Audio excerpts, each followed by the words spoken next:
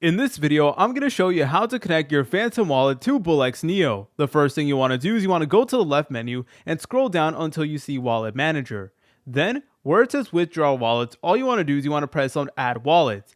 Make sure that the Solana network is selected since that is native to Phantom Wallet. Then go ahead and give your wallet a name. So I'm just going to be calling it Tutorial like so.